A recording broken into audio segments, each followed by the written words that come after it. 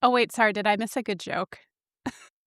I said, I'm wondering if these are like too many hot takes. Some of this stuff can be really like No. volatile for some people. Oh, listen, you got to be ready for the hot takes if you're going to listen to Technical Rigor.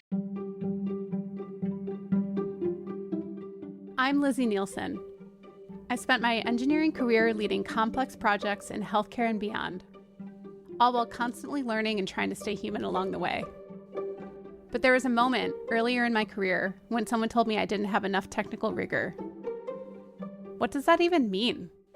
And turns out I wasn't alone in that kind of experience. I've met so many women in STEM and other industries who've been made to feel the same way. Brilliant people with great instincts, deep skills, and real impact, still feeling like they're one misstep away from being seen as not enough. So I started this podcast to change that story. Welcome to Technical Rigor. Turns out, we've got plenty. Today I'm joined by Miranda Degg, a strategic industrial designer specializing in aerospace and accessible strategies.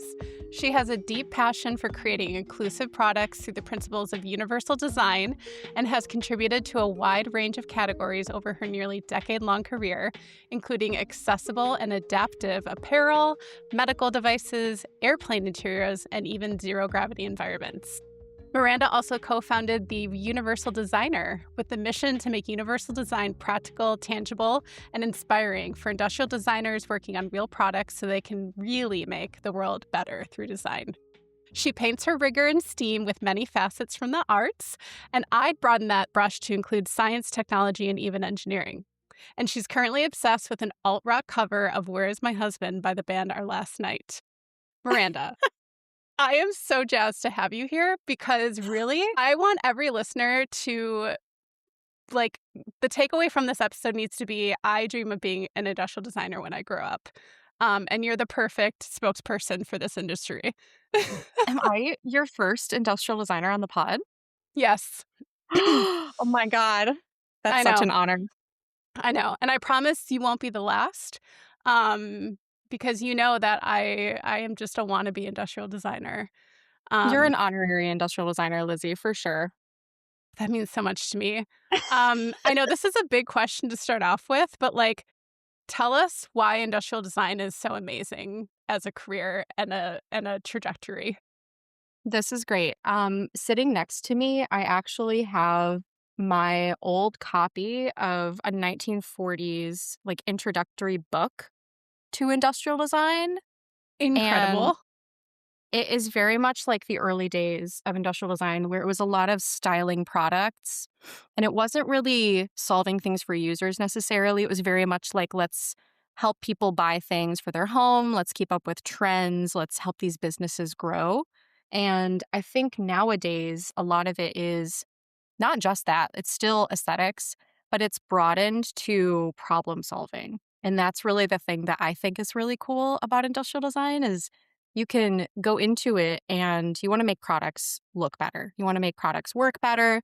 You actually get the opportunity to do so. And sometimes you get to solve problems that no one has ever thought to solve before, which is Yes. definitely up the alley of my recent focus areas. Industrial design is just cool. When I was going to school for it, I didn't actually know that it existed. I didn't know what industrial design was. And can I tell the story of how I found it? Absolutely. Yes. This is very I found it important. by accident, complete accident. When I was growing up, I was a big time artist. You mentioned the STEAM. I'm certainly squarely in the arts of STEAM, and I always have been. Growing up, I was more of a traditional artist. So it was like sculpture, portrait art, painting, ceramics, all kinds of things like drawing. I took a Photoshop class when Photoshop was just starting to become widespread. It hadn't been invented, right? Mhm. It was Right. out for a while. I'm not that old. The Gen Zs are listening to this rolling their eyes. Totally. But I didn't know. I was always told that I was going to be a starving artist, but that I Mm. should pursue art.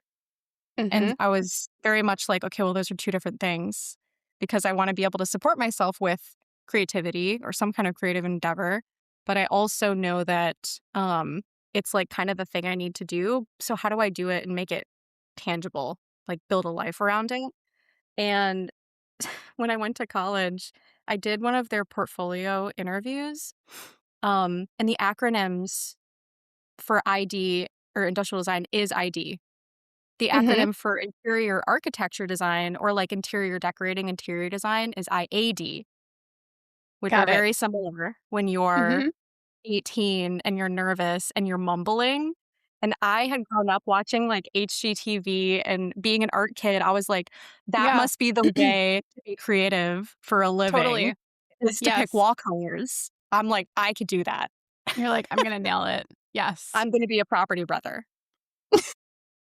I'm the third one. I'm the property redheaded stepchild. Oh, perfect. This is really hard hitting content that we need to talk about. It really is. It really is. Okay, so ID versus IAD.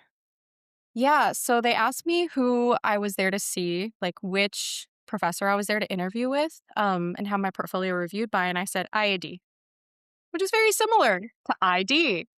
I said IAD. They Uh-huh. were like, "Okay, industrial design, got it. Go down that hall." And in this room is this little French man named Pascal Malessigne, very awesome guy.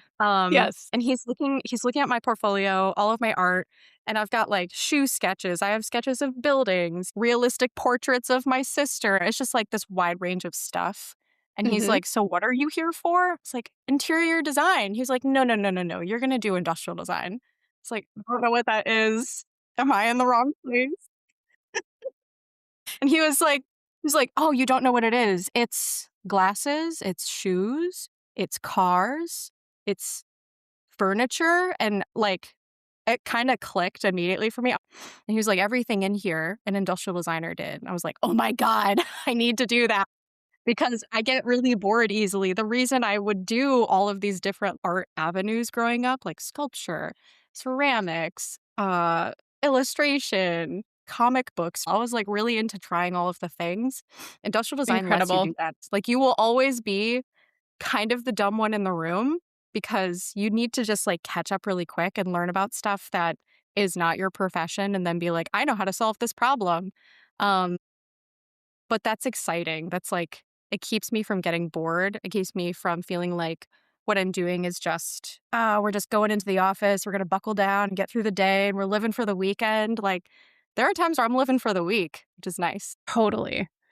Well, and, the role that you have now, I know you've talked about with universal design now being such a large part of your practice, but I'd love to hear more about what you are doing day to day as a senior industrial designer and how you incorporate those universal design principles into your work. Yeah, so maybe I should start with what is universal design. And let me see if I have Do you like, need to share your screen? oh my Just God, kidding. can you see my screen? Yeah, we'll circle back. No, Perfect. okay. Universal design basically is a methodology that you can use to make products, experiences, environments, transportation, just like anything a human is going to interact with. It's a way to make it inclusive and accessible to all different kinds of people, regardless of background, upbringing, regardless of class, regardless of ability or disability. It kind of just is a way to make your designs, your products, your features inclusive, which I would argue is just good design. 1,000%. Yes. I don't know if I have the actual definition of it. Well, Yeah, no, it's I that sums it up. Yeah. it's design and composition of an environment so it can be accessed, understood, and used to the greatest extent possible by all people, regardless of their age, size, ability, or disability. Basically, I think it has its roots in architecture. I believe it was started specifically for architectural design. Um, it kind of aligns with ADA, the Americans with Disabilities Act, parameters and requirements. But I see it as extending beyond that. Like there's WCAG certification, that's like website accessibility that a lot of digital product designers are using.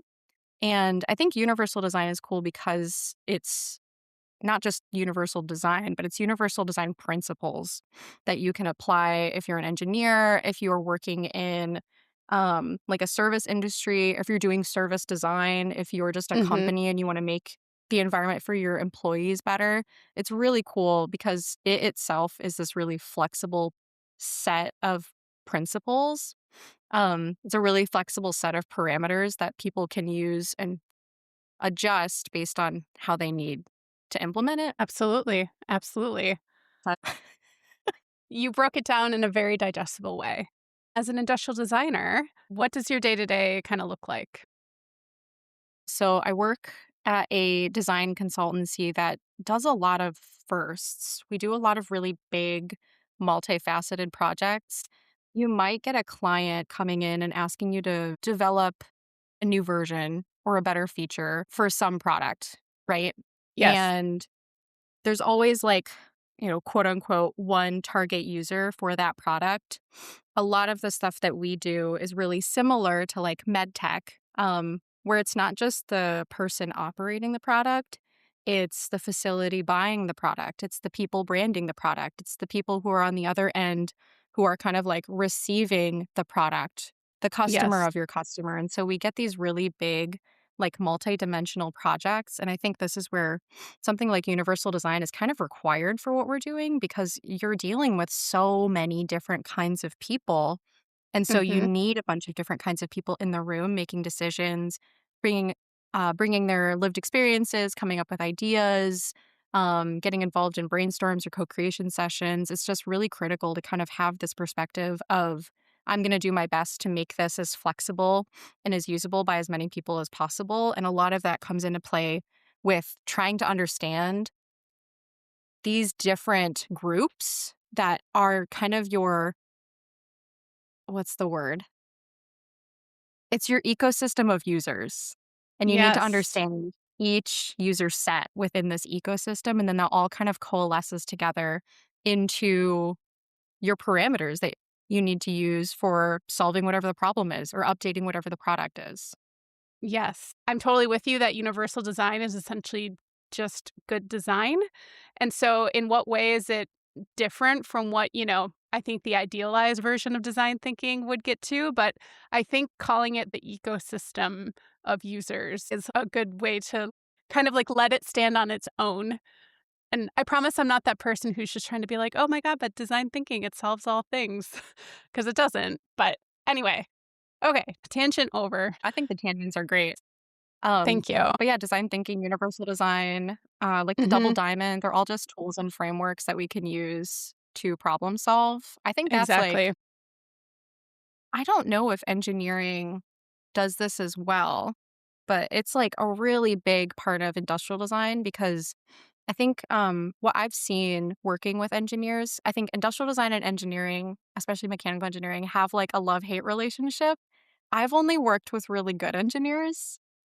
I know Like that me. there are industrial designers who, like you, I know that there are industrial designers who are like talking to engineering is the bane of their existence, but I think it's just a different method of communication.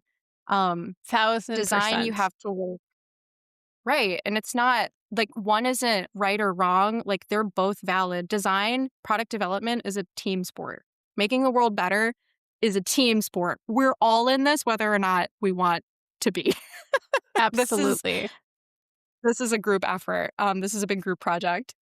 Yeah, and I'm totally with you, and again, as a wannabe industrial designer, I have a nothing but love, relationship with ID. I do think engineers who are disgruntled with ID, I think they have a very myopic view of what ID is, or it's a very outdated view that it's like they just wanna add expensive finishes, they just want it to be this color just to make it pretty, and they're just making something that can't be manufactured or I mean, once again, point of this podcast episode is so everybody's like, "Why the hell am I not an industrial designer? I'm gonna switch right now." So, You mentioned that industrial design and engineering is a partnership. I think that's kind of where some people falter maybe, or they'll feel mm, frustrated, especially like early career. You're going to feel frustrated when you have to communicate with somebody who just doesn't get it. You're like, "Oh, but yeah, like it needs to be this way because like the light hits it just right and this material is going to really elevate the brand." And then trying to tell like an electrical engineer that, you're just going yeah, to get wide-eyed stares. Just totally. there's nothing going on. They don't get it. And it's not because they don't understand because they've never experienced it. It's just you're not speaking in the language that they need.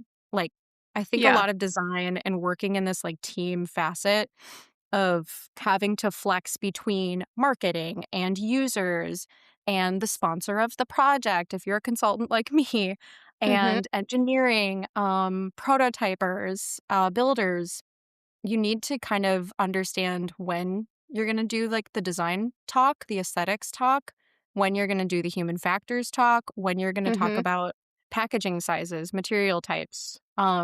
And I think a lot of it is leaning on people's skill sets. Like Yeah. design can flex between a lot of different things. Like there are times where I'll be doing, strategy and it looks like me laying out a huge product matrix to help a company open up an entirely new sector of their business. And then there are days where I'm doing CAD and 3D printing things to see if they look nice. Like it Mhm. totally flexes. And I think depending on your aptitude, you can kind of dictate where your career is gonna go in industrial design. Um, it has a lot of flexibility that I don't see in a lot of other industries.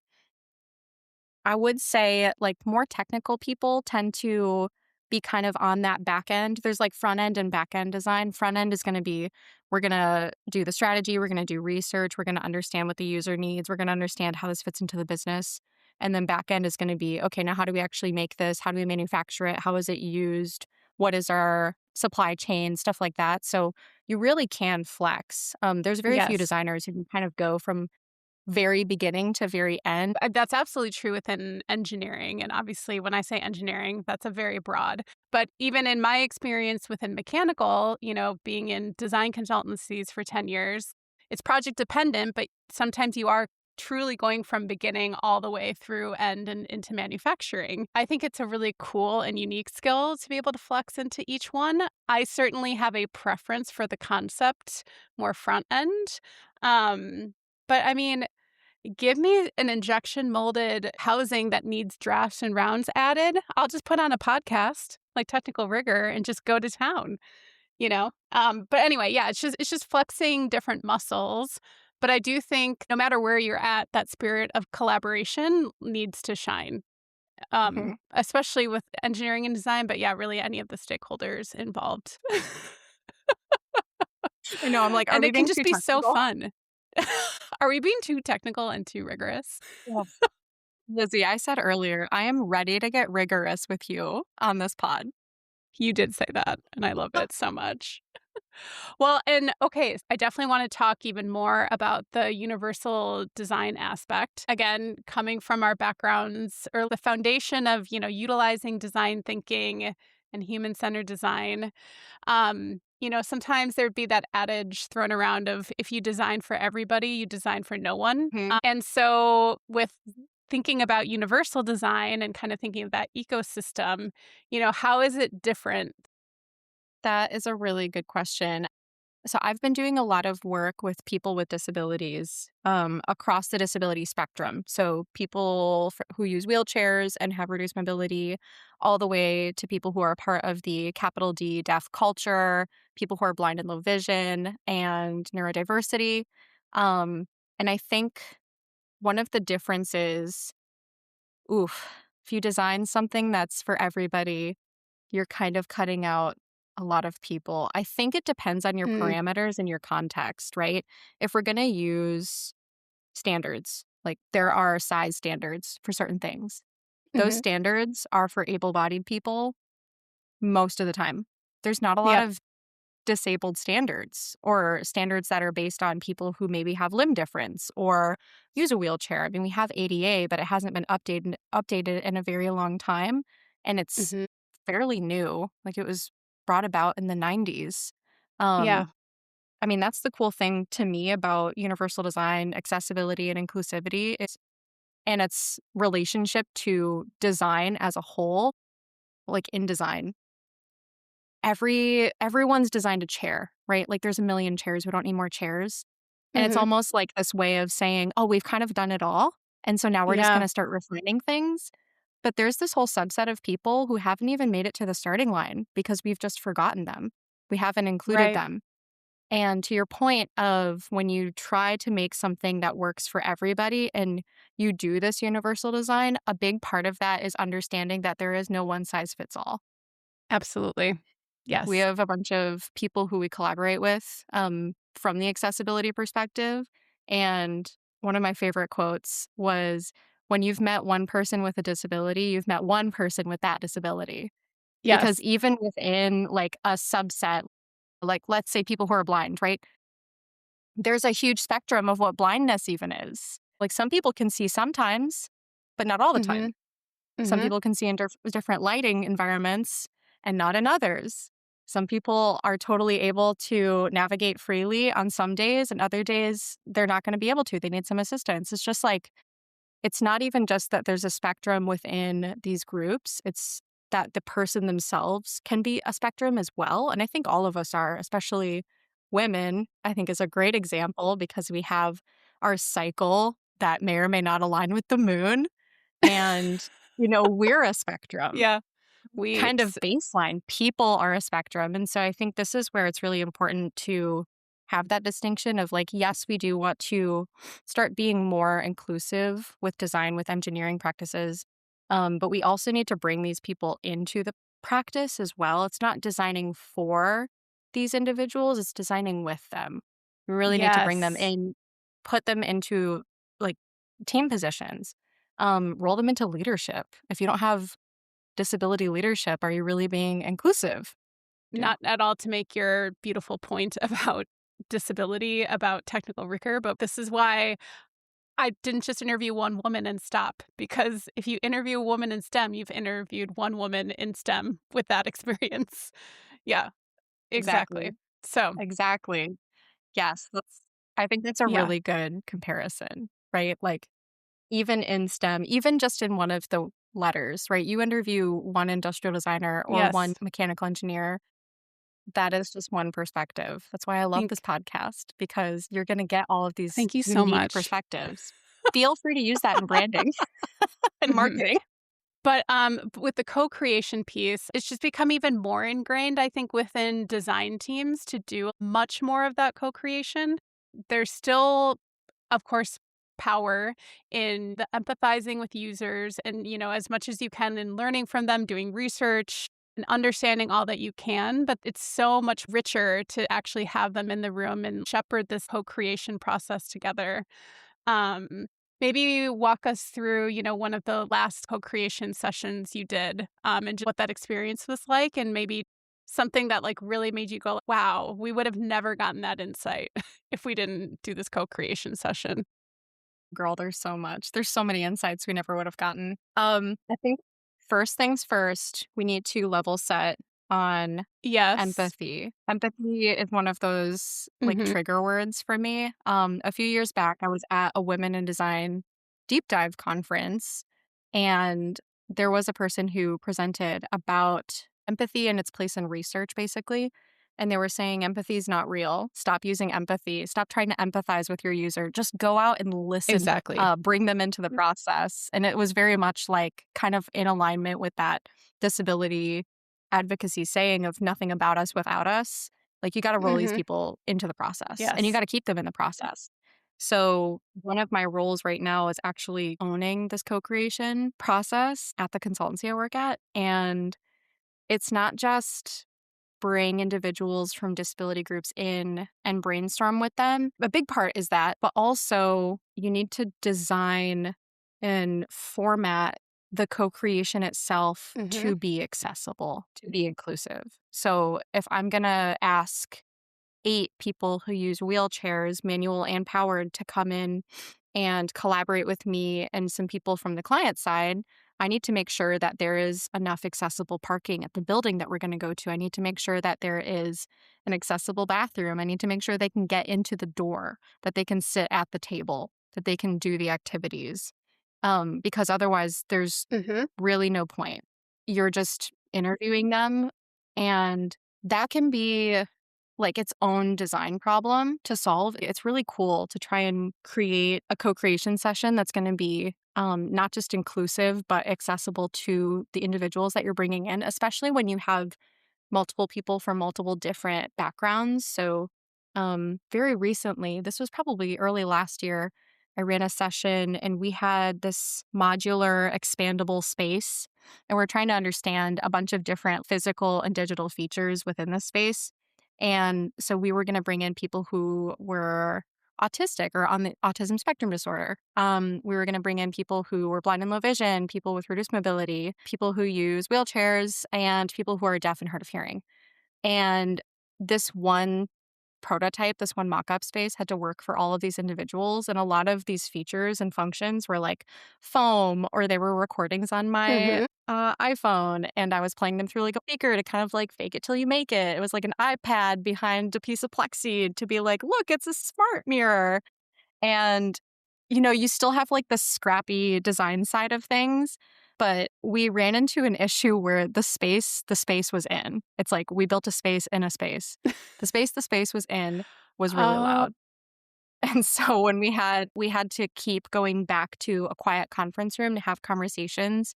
And that was just something that we had overlooked and we hadn't had mm-hmm. really good control over. So you really do need to understand your user group. I think no matter what, you should always try and make it as inclusive and as quiet and as calm and as expected as possible, because I think you're going to put people at ease and you're going to give them the confidence to come in and take up space in whatever format you've created for them so that you can actually co-create with them. Because if someone's trying to self-regulate, or if they're having a hard time understanding you or seeing you or knowing how to use something, we're asking people to do things that they've never done before in an environment they've never had these features in before. So it's already inherently going to be kind of uncomfortable. Right. Put on top of that, everyone has different needs. So really trying to consider their needs and then also make sure you get the data and the information so you can move things forward with these individuals can be tough. It's challenging and it's super rewarding Totally. when you do it It well. reminds me of all the times that you really have to, pivot, especially when you're in the middle of research and things aren't going according to plan. I love that you brought up research. Can we Yes. touch on that for a minute? I remember someone had also given you a hard time about wanting to flex between research and engineering and be this multifaceted individual, both of these strengths, and you can do them both effectively. And you were basically asked to pick No, we can one. absolutely get philosophical.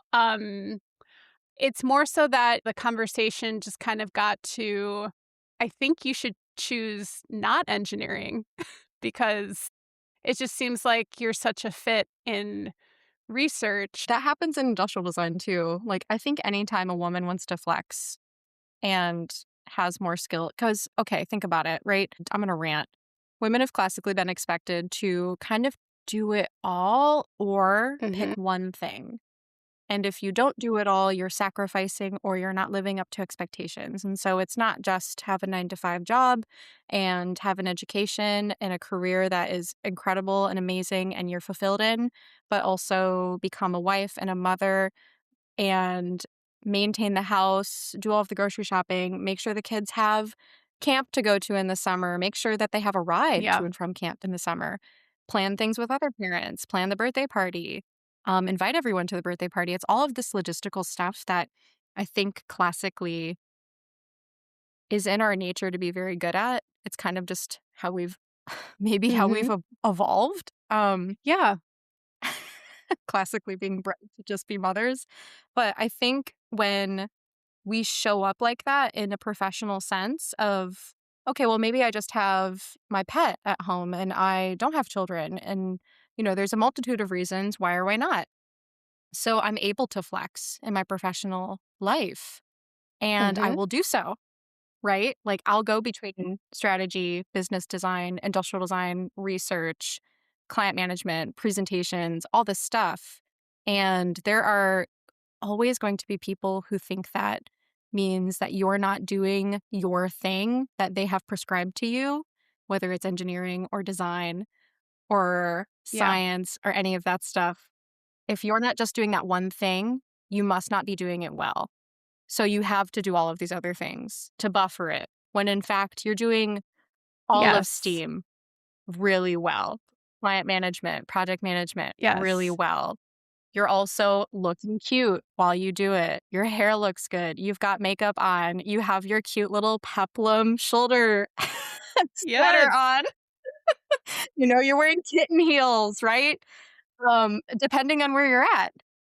I feel like there are boxes that people want to put us in, and I hate these boxes. I don't want to be put into a box, and I want to do all the things. I can do all the things. It's how my brain works, and I'm good at it, and you're good at it. Another big reason why I started technical rigor, because yeah, I'm tired of the box, and because it's a very stereotypical box that they want to shove you into. And in a lot of ways, it's so innocuous what you do or don't do that makes you more like an engineer or not like an engineer or design, whatever it is. I think where it really disappointed me was sharing that I felt just much more part of the research team versus the engineering team. And so it's like, well, if you don't belong there, then go here.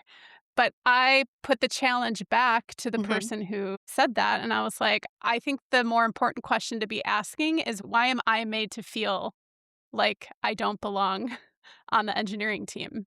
Like, that's the question as a leader you should be asking, Yes. you know? My ask to leaders and my ask to myself someday, if I become a leader, is embrace people's flexibility. If someone shows up and can do mechanical engineering and then can also do user interviews, that person is Yes. invaluable, Yes. right?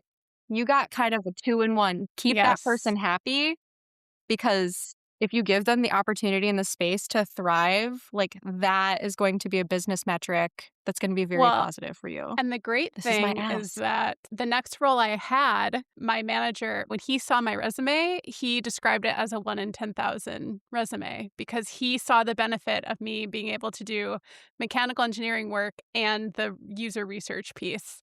And he was like, this is incredible. And they made a role for me. That's awesome. So, hell yeah. Hell yeah. So I think that, right, that's also another Hell yeah, important me too. caveat, too. Just because you and your talents aren't appreciated or fully appreciated one place doesn't mean they won't be somewhere else, you know? And so that's why it's so Yes. important to talk about these things, because if somebody has that experience and then thinks that, like, well, this must apply to nearly every other job I would get in, product development, I guess this isn't for me. So I guess I should see myself out. If you're in a situation where you feel like your company or your manager, your team, or whoever, you're in an experience where you're put into a box and it feels too small, it feels stifling, your goal shouldn't necessarily be to try and shrink to fit into that box. It means that you need to Yes, find a bigger redesign the box. box. There are bigger boxes. Yeah, the box Yes, the box doesn't exist. it doesn't The box exist. doesn't exist. It's not real. You can make it whatever you want it to be. It could be a Yes, kayak. I don't care, but you can get a and bigger you one. know what? Sometimes in those situations too, I feel like it does the soul good to just get together with, trusted friends and colleagues, to almost a co-creation session. Like, can we co-create what my new box should Mhm. be? Like, because right, you almost sometimes you Yes. get into that rut where it's like you really need other people reminding you of like how fucking amazing you are. Um, and so like, yeah, maybe co-create your new box where you will fit in just fine. And I maybe love there's it. even a door in it so you can let other people in. I like that we've gotten to this point of like talking about, well, you're supposed to fit in this box. And we started with universal design because this is like a perfect example of, yes, there are universal design principles. The great thing about them being principles or heuristics is you can kind of apply them in a multitude of different ways to a Mhm. multitude of different problems. And when we talk about putting people into a box, it's kind of like the same idea of you might be Lizzie, the mechanical engineer one day, I might be Miranda, the industrial designer one day, but we are going to flex other days. And so it doesn't really make sense to kind of have this one box fits all mentality. Yes. Don't apply it to yourself, don't apply it to other people. People love, I think humans love when things make sense and when things are categorized. But I think once you let people kind of expand beyond your proposed expectations on them, you get something like a multifaceted individual who has a 1 in Hmm. 1,000 resume. Exactly. But I do have a listener question for you. Oh my God. Hi, listener. So she would love to hear from you. What do you do to challenge yourself to go further when you're scared or find balance when you feel like you have to overperform? Dearest listener, I'm scared all the time. I'm a senior industrial designer. I'm scared all the time. I've been doing this for a decade. I'm scared all the time. I never feel like I know what I'm doing. I never feel like I have reached a point where I'm like the professional in something. I think maybe some of the like inclusivity work that I do is getting there, right? Because Hmm. it's been really consistent. That's really scary because there are a lot of things that I can say that might be wrong. That's one of those sectors where you are always learning and you need to listen to people and believe those people and advocate for those people. We got to roll them in too. And I kind of have the temperament of maybe like a rhino. I'm just going to push through. And that's not always the healthiest thing to do.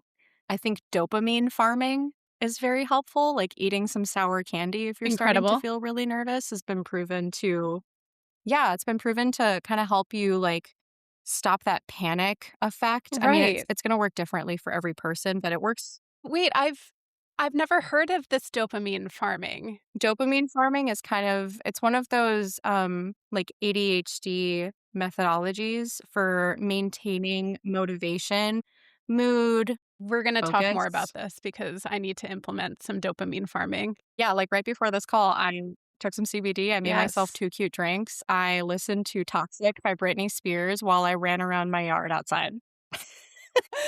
Oh my God, I love that so much. So, I mean, there's nature, there's music, there's libations. You're getting dopamine from so many sources. So, it's like factory farming.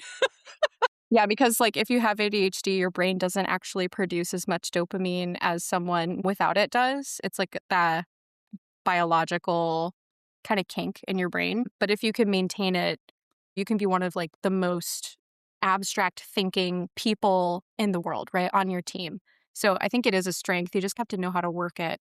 So, what does this have to do with overcoming fear? I've done a lot of really scary, hard things before, and I will always have to do scary, hard things in the future. And I try to think about young Miranda and what she might look up to and what she might think is cool.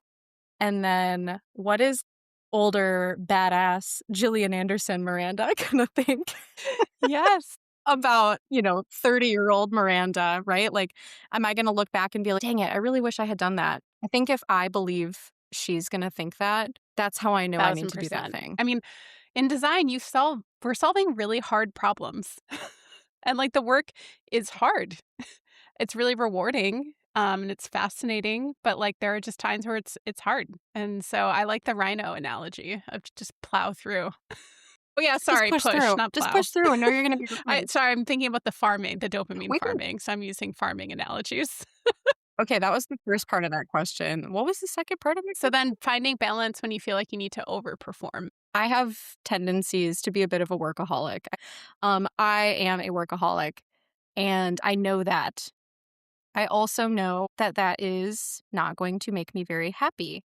Not because I don't love what I do, but because variety is the spice Yes. of life. And so some of the stuff I like to do outside of work kind of helps play into this. Like, I love to cook, I love making food, I love learning how to make new things. So I've just implemented this routine.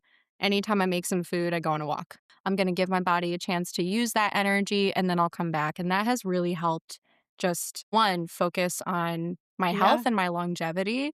because I want to maintain health as long as possible. That's helped a lot. Honestly, like people will say, drink water, go on a walk. It's good for your mental health. And I hate that it's true. It is. You should do it. It really is. And I think it's like also just a way to truly check in with yourself and your body and how you're feeling. And I'm feeding my beautiful body, and now I get to use this energy, Thermodynamics are happening. Yeah.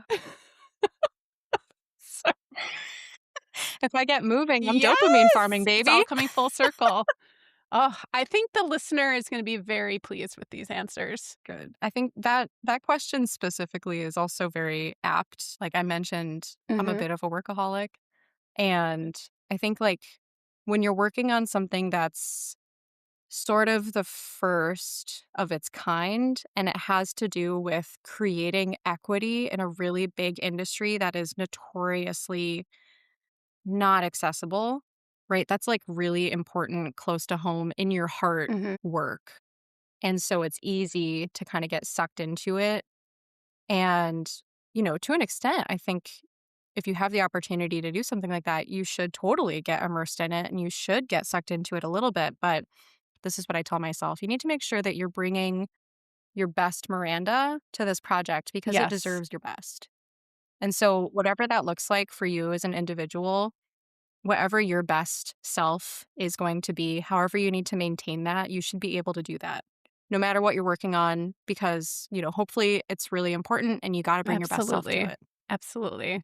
And, I will say that the same person who was like, maybe you should choose research over engineering, he also gave me a lot of great advice too. And at the time, I didn't know it.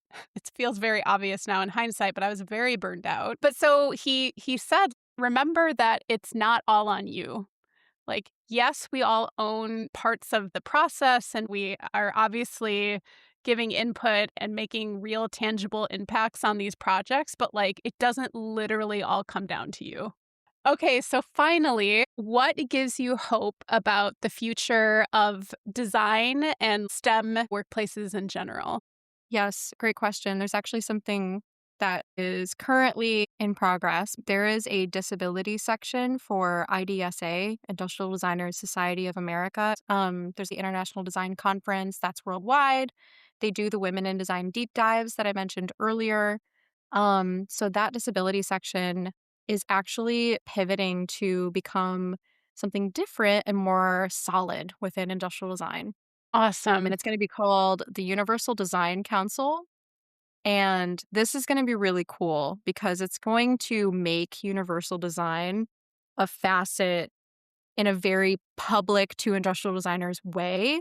And I think that's something that's been missing for a really long time is when you think of designing for inclusivity, designing with people with disabilities, a lot of people are going to think canes, walkers, wheelchairs, but this is going to be neat because there are people on that council who have lived experience, who have done more than just, what you might think of first when you think of accessibility.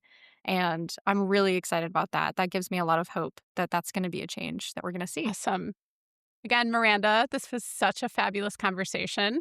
I can't wait for the influx of all the industrial designers that are going to come your way.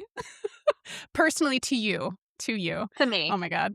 Come to me, my pretty. But no, thank you so much for chatting and sharing all of your experiences and expertise. This was so fabulous. Thank you. And listeners, we'll see you next Tuesday. Thank you so much for listening to Technical Rigor. Follow us at Technical Rigor, and if you have any comments, suggestions, or people we should interview, please email us at technicalrigor@gmail.com. If you liked what you heard, please like, rate, review, and subscribe anywhere you get your podcast. Does the box have draft? Oh, I mean, yeah, we really got to make sure it can really just pull out of that mold. We don't want any undercuts. Oh my God, this is such niche humor. Only a few of our listeners will get this. Those are the real ones. Those are the gold tier listeners. Exactly. This has been a 2Max production.